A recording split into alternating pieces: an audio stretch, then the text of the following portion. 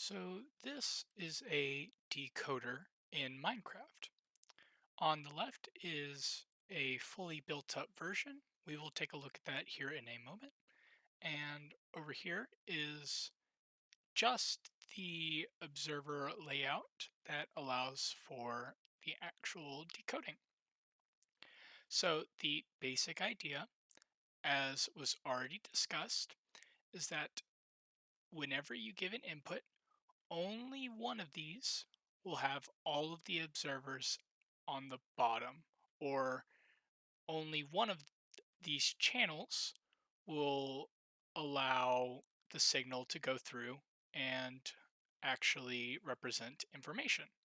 Similar to how in the brain, a group of neurons will fire and represent a piece of information.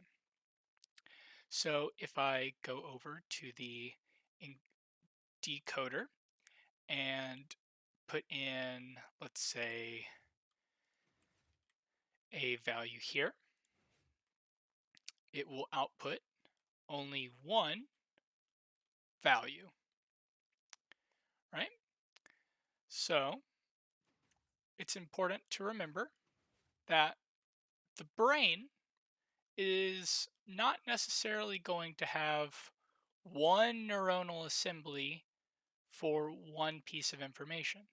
So you could have, let's say, gray for multiple combinations. But whenever that combination is triggered, it will only represent gray. So even though there are three things that represent gray, whenever you input specific code, you will get gray.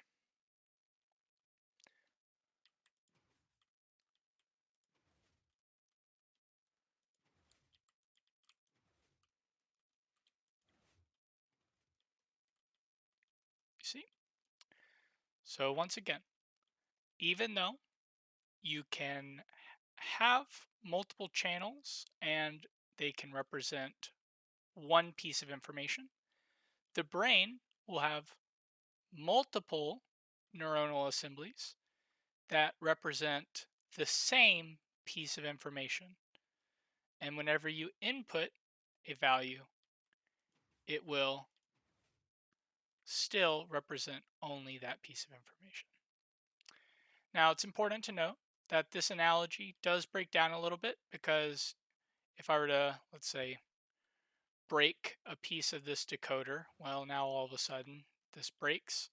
However, in the brain, it would be able to adapt to that, interestingly enough.